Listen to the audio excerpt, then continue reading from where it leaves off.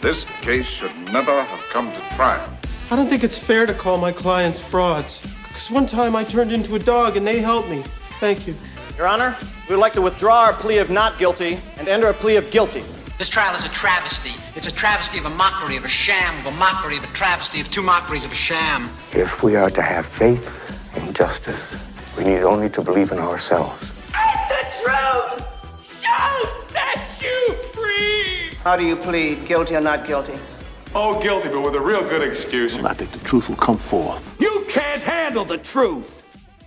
Hello again, everybody. Welcome to Lite, brought to you from the high rise at 530 Frederica Street, Owensboro, Kentucky. I'm Travis Holtrey of Foreman Watson Holtrey, my man Peach on the other. I'm PJ Starks. I love how you call this a high rise. It's 2 stories. That's big for Owensboro. Come on. All right. It's taken you 3 episodes to make a comment about that. Well, I wanted to wait until we got some momentum going. All right, so today, episode 1.3. I'm the gaffer, you're the best guy, and we have a best girl with us today, and her name is Kelley Chappell. Kelley, say hi.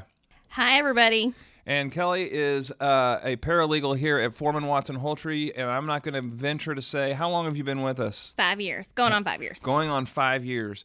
And so we invited Kelley in today because we're going to talk about some of the administrative duties of a managing partner, and we're going to talk about, we're going to call this episode, we know right off the bat, we're going to call it the rookie season, and we're going to be focusing on Page's first month in the office. Kelley, you remember that time period very well? I remember that very well. And we'll get to that too, but anyway, we want to focus on, I am the managing partner here, which means oftentimes I wear many hats, right? I mean, we all have come to, one day I'm designing T-shirts, nice T-shirt, by the way, Miss Chappell.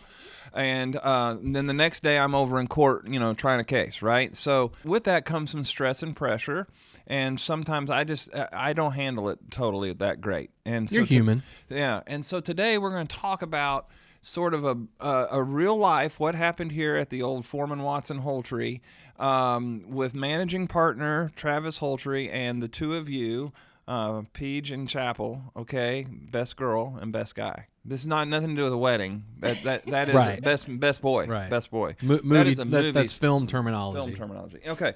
To bring you up to speed. All right. So, PJ, you told us, I think, on episode 1.1, the welcome episode of Lite, about a little bit about your background and that you were working in a factory here. I can't remember which one it was. UniFirst. Okay. Yeah. And you worked like on the line, right?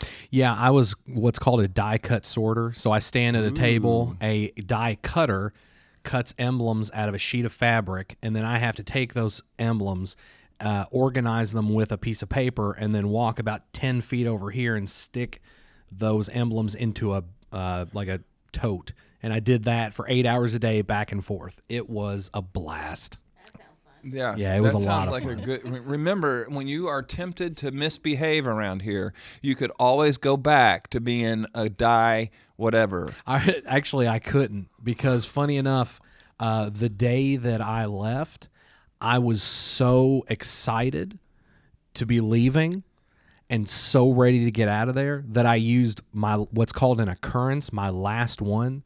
An occurrence is something you get if you're like a second late, or you just don't show up. Even if your mother died, they'll give you an occurrence.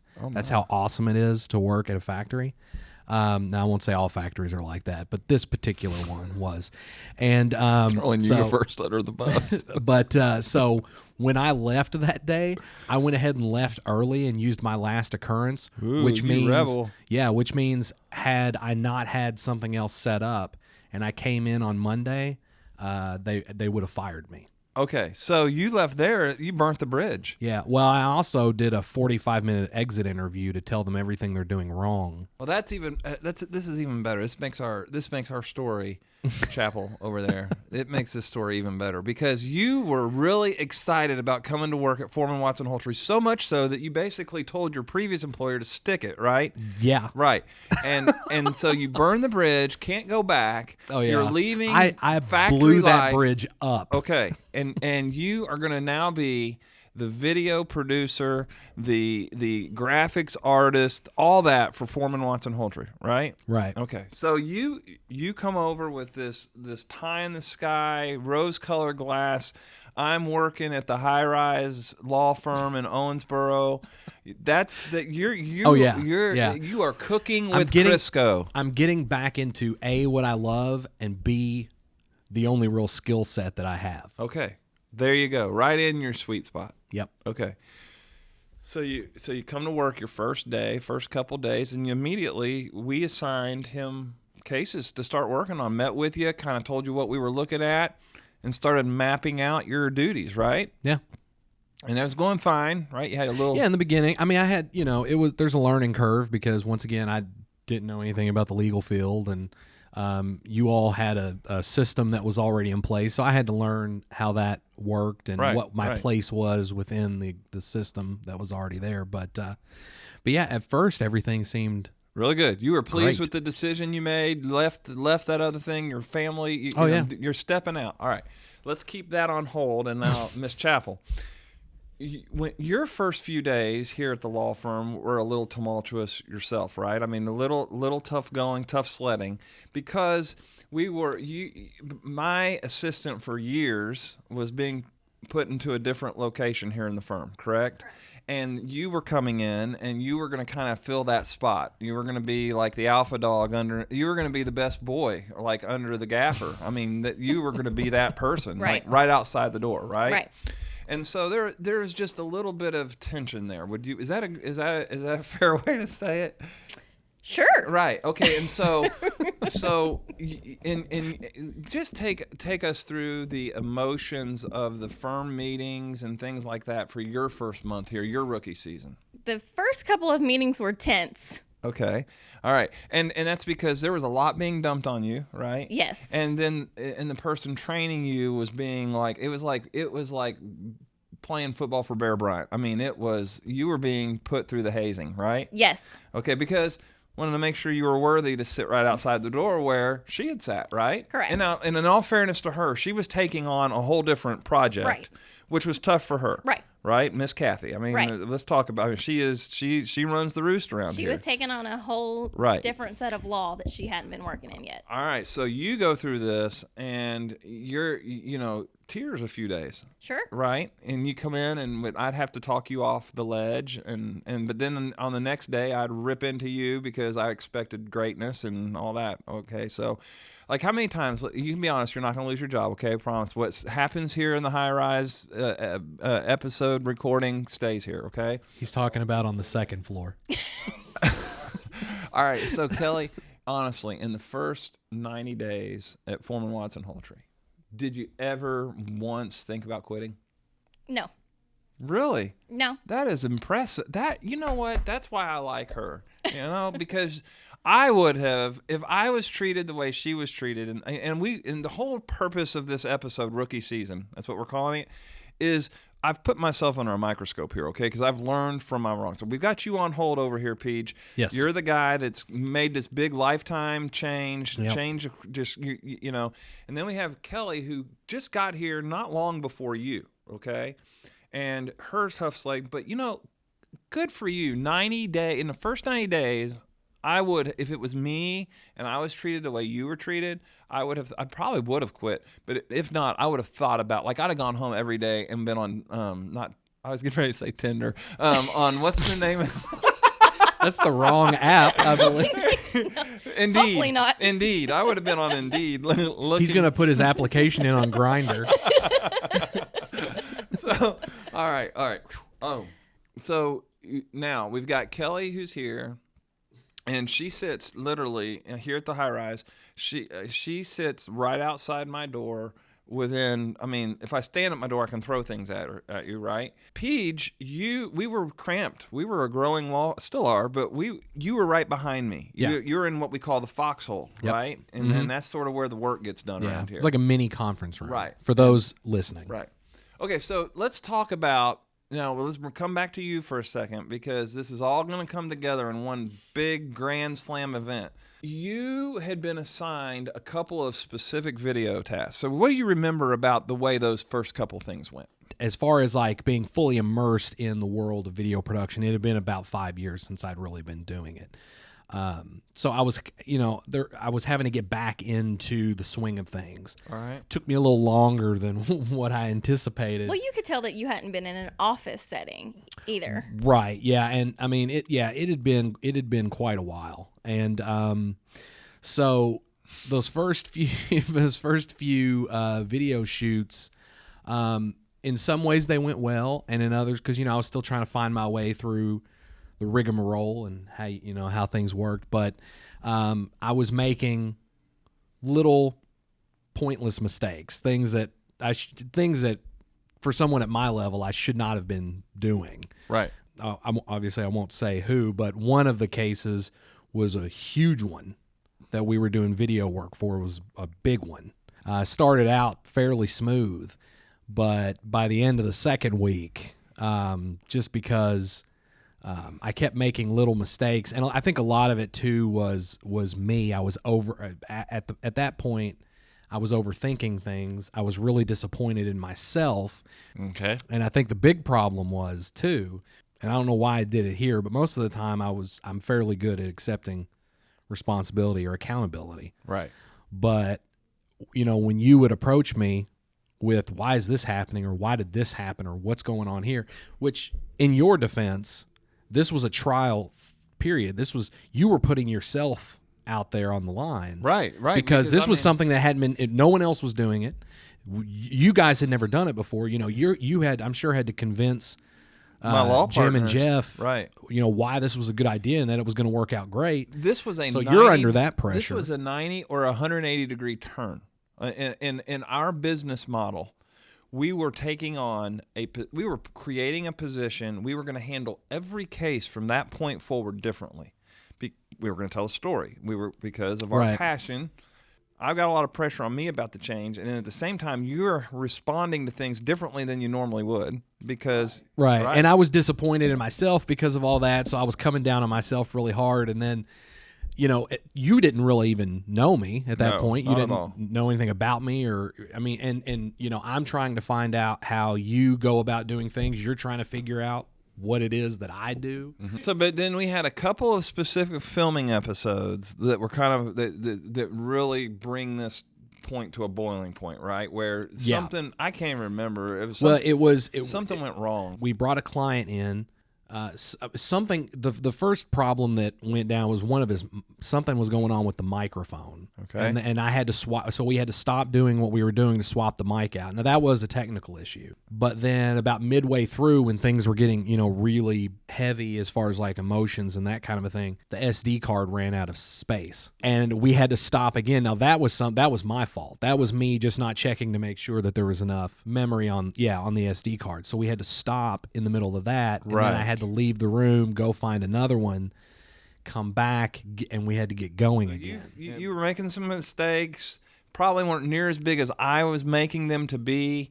It was sort of adding up, and so then we have the event with this very important client where we are documenting a very, very, very important part of their case, and we have this problem.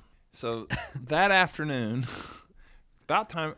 What time was it, Kelly? Do you remember this? Because it happened. Oh, it was end of day. It was the end of the day. It was. You guys probably finished about 10 till 5. Okay. Yeah, it was like very. Because you had to bring all the equipment back and everything. Right. Before. And at that time, you were carrying all your stuff back into the foxhole, and Kelly has a chair that is right next to her desk where I sit a lot of times and sign things for her. That was before we had the nice workstation out here, right?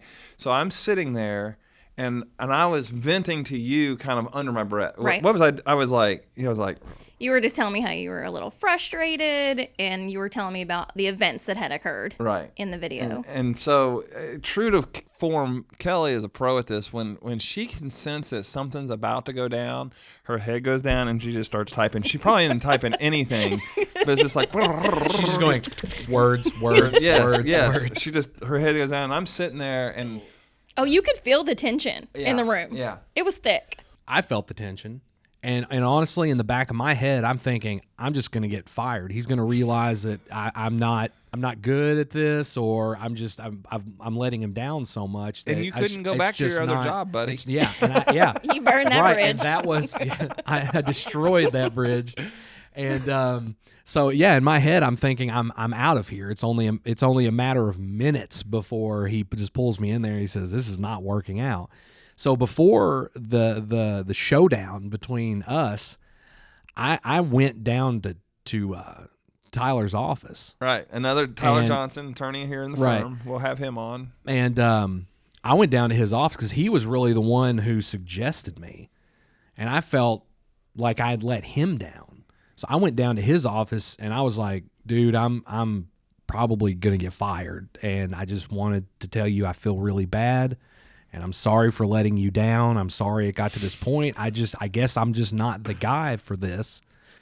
And Tyler's like, "Dude, you're fine. You're going to be all right. Just like shrug it off. You'll work through it." And I'm like, "No, I really don't think I'm going to work through this." He'd already discounted himself out. Yeah. I was just like, I don't think this is going to work out. I really don't. It's just, it's going to happen. And he's like, "Oh, you're fine." In the big picture of things, isn't it funny? He went to Tyler. Yeah. Yeah, of all people. Yeah. Good thing Tyler was having a good day. Yeah. Yeah. Now he'd be like, "Shut up and get out of my office." But, so then I went down back into the foxhole and to sulk, basically. And then that's when you came in and sat down and you were venting to Kelley, which, of course, I'm right in the other room, so I hear everything. Because we all sit very close. Yeah. Okay. And I remember thinking, like, well, this is it. All right, great. This episode's over. Wait, we're finished. Okay. It was a great episode, PJ. It really Rookie was. season. Let's just call it off right there. Hey, you didn't get fired. You're still here. Yeah. You're still here. So what was the rest of the story? I never planned on raising my voice, honestly. I was just going to go in there and just kind of do what you were doing. I was just going to kind of vent and just be open and honest and say, This is when it got awkward. Yeah, so then I came in there and I don't even remember how I started off the conversation. It was probably something stupid.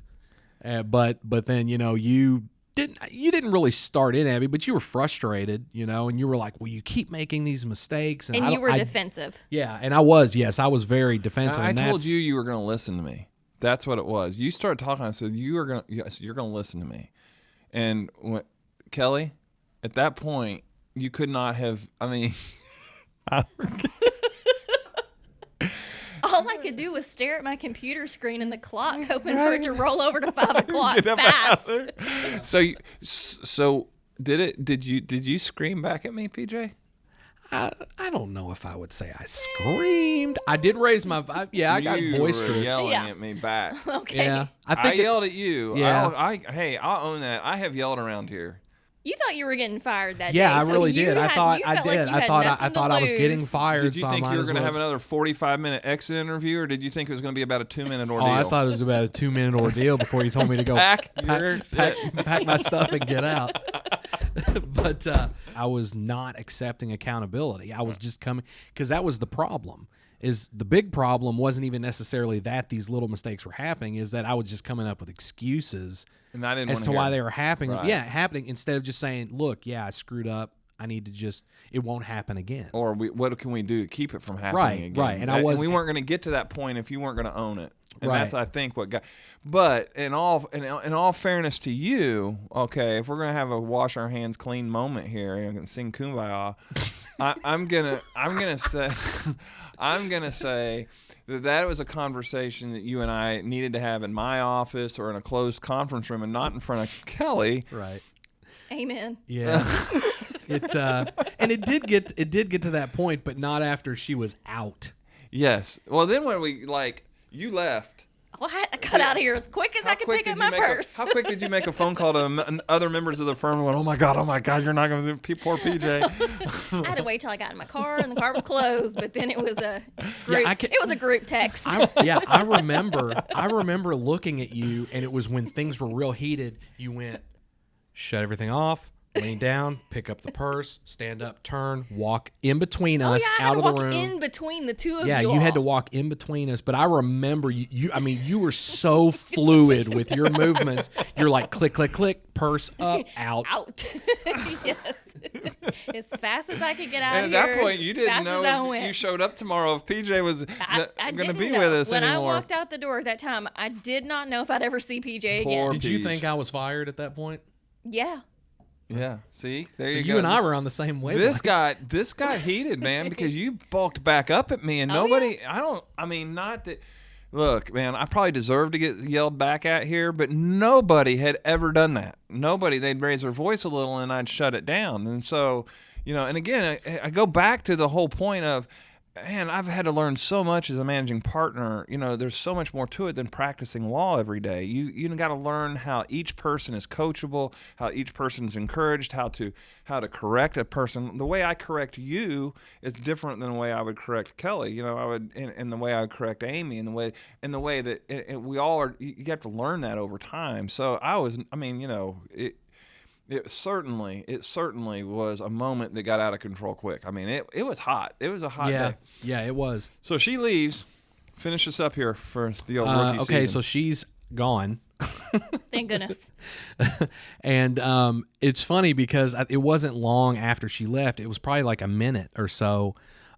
You sat down, and then I sat down, and it went from yelling at each other to just talking. And then finally you said, well, you know what, let's stop for a second. Let's go have this conversation in my office, which is probably, like you said, what should have happened initially. Yeah, which doesn't make sense because nobody else was around. Right. Why did I do that? Did I feel more secure in my office? Maybe it was because it was a more comfortable, familiar Okay. situation. Whatever. I don't know. But you're right. We did come in here because I remember standing. And when we came in here, we sat down. You said, before we say anything, if you think you're getting fired, you're not. So get that out of your head. You're not so lucky. Yeah. You are. So go pack your stuff. You're not the winner today. Remember that door that Kelly went out of? That's the same door you're going out of. But no, so you were like, you're not getting fired. We just need to get a handle on this and figure out what the problems are. And it was weird because in that moment, that's where my head was at. I was like, I'm gone. I don't have a job anymore. But in that moment, when you said that, there literally was this just release of stress and tension. It really was. It was like, okay, I still have a job. I'm not going to get beat up by Trina. Because I can still help, my family at home financially. So, and then it was a complete 180 at that point. Like we were talking like this. Right. No, it didn't even feel like boss and employee. Right. At that point, it felt like we were trying to understand one another. Yeah. And try to work things out. And from that point on, things have been really good. Right. Kelly, I want to talk to you real quick. You're wearing the new shirts today. I am. All right. FWH shirt. And on the back, it says, your problem, our passion. Right. From the perspective of somebody that has, we handle wrongful death, injury cases of all types, business litigation, things like that. From your perspective of being right up there at the top of being the litigation support staff and paralegal, what about your job? What about your job is challenging? What is the challenge of it? But what is rewarding? You would not have decided, no, I'm never going to give it. That first 90 days, if you weren't passionate about what you did, you would have thought about quitting. So there's got to be some. What is it about the job that you have, not just necessarily with FWH, but who we're representing and what we're doing? It's honestly helping people. I see their frustrations. We have clients that call us and are frustrated with insurance companies. We have clients that call us and are frustrated because they're still injured. And I feel like I can put myself in their position. Mm-hmm. I understand how they're feeling. Mm-hmm. I've been there myself. Right. So I understand exactly how they're feeling. So me being able to take that load off of them in any way that I can to help them is what I enjoy the most. Right. Yeah, and you do a great job, guys. If ever anybody ever calls in, talks to Kelly, she's a champion. She's a one of a kind. We're lucky to have her here. And since this is called rookie season, what's interesting is you guys came in at about the same time. It was a significant step for the firm. But since that time, you look at the growth of the law firm. We've brought in Chris, we've brought in Davin, we've brought in John, we've brought in Shannon, we've brought in Kara, we've brought in Missy. So in just that 4 or 5 year period of time, because we made a significant change when you guys came in, we've been able to grow and continue to help hundreds and hundreds of people here in Owensboro and surrounding counties. So, hey, let's clap for ourselves, right? I mean, we give each other a hand, but let's Kelly, continue. I think we should ask for a significant raise. Yeah, well, you know what? Yes. Christmas I'm on is board. coming. We have the turkeys ordered. So, I'll we love you donate guys. mine. He's trying to Rookie distract us season. with food. Rookie season. We're gonna wrap this thing up. You two knuckleheads over here talking. Let's do this. Ask the expert. Let's see here. It's your turn to ask me first. Yeah, because you went first last time. Okay. So what is rack focusing? Oh, that's easy. His answer is going to be about focusing on a rack. I'm not quite sure I should be in here for that Why question. did you pick that one when Kelly's sitting across the desk from us, PJ? No. I don't want the answer because I got I'm not the giving answer. you the answer. I was going to say it's clean. It's a clean definition. Okay, yeah, but your definition of clean and mine's totally different. Yeah, there, big that's boy. true. All right, so Peach, what is the question? What's the word What again? is rack focusing? Rack focusing. I think what happens is that you have all that stuff on supply racks. And so because you have all that stuff on supply racks, you have to have a day where there's rack focusing. Like, let's get our stuff organized. Let's get it all set out. That's rack focusing. That's a good answer. That's one definition for sure. Yes, but it's not correct. It's an on-screen film technique of focus change that blurs the focal planes in sequence, forcing the viewer's eye to travel to those areas of an image that remain in sharp focus. Basically, I won't In read English, the rest please. of it. Yes. Basically, if you're looking at something, anytime you see something like in a film or on TV, and it's what's in the foreground is in focus, and then the focus changes, and what's in the foreground gets blurry, and you're now able to see what's swapping. Yes. That's called rack focusing. It has nothing to do with the supplies. No. All right. Or other things. Or inappropriate things. Thank goodness. Yeah. Let's move on. All right. How about this those new one, T-shirts? In all fairness, because this word we use around here, you may have this one here. It's spelled VOIRDIRE.